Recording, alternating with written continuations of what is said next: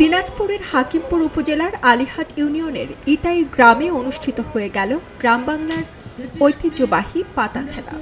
পহেলা বৈশাখের আনন্দ উপভোগ করতে ইটাই গ্রামের মাঠে অনুষ্ঠিত হয় এই পাতা খেলা।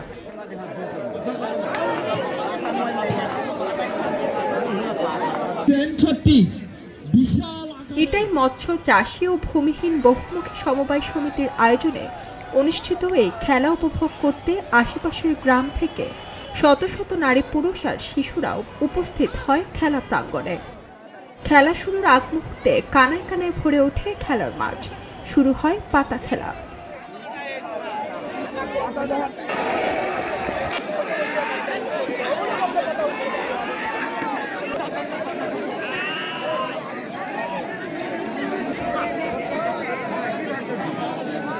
আমি পূর্বে কখনো এটা খেলা দেখিনি, আজকেই প্রথম।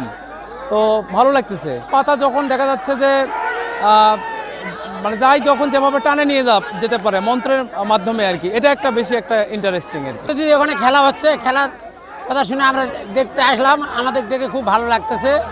আমরা জানি যে আর পূর্বে আরও চলুক, আমাদের যারা আছে তারাও দেখুক, আমাদের খুব ভালো লাগতেছে। খুব সুন্দরভাবে পাতা খেলা অনুষ্ঠিত হচ্ছে, কোনো প্রকার ঝুটঝামেলা ছাড়াই সুষ্ঠু পরিবেশে পাতা খেলাটা অনুষ্ঠিত হচ্ছে।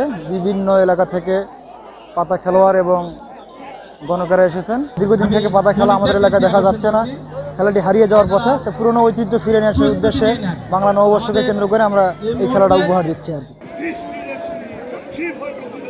প্রতিটি দলে 4 জন করে 8টি দলে মোট 32 জন প্রতিযোগী পাতা খেলায় অংশ নিয়ে শুরু করেন তাদের তন্ত্রমন্ত্র।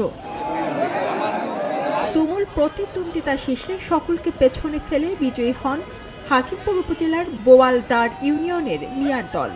বিজয়ী দলকে দেওয়া হয় গামছা, নোট খাতা ও একটি বই। এছাড়া অংশ নেওয়া বাকি দলগুলিকেও দেওয়া হয় সান্ত্বনা পুরস্কার।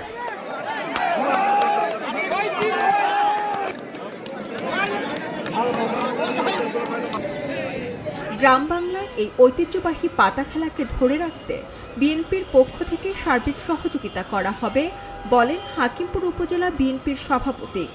এই পাতা খেলায় বিভিন্ন অঞ্চল থেকে তারা এই মাঠে উপস্থিত হয়েছে।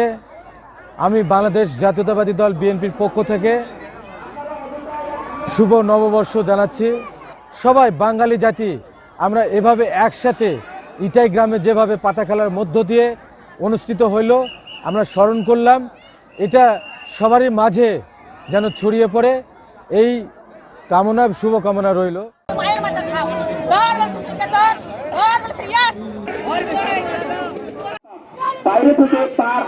গ্রাম বাংলার এই ঐতিহ্যবাহী ব্যতিক্রমী খেলাকে ধরে রাখতে এবং এই খেলার সাথে নতুন প্রজন্মকে পরিচিত করাতে পাতা খেলার আয়োজন করা হয়েছে।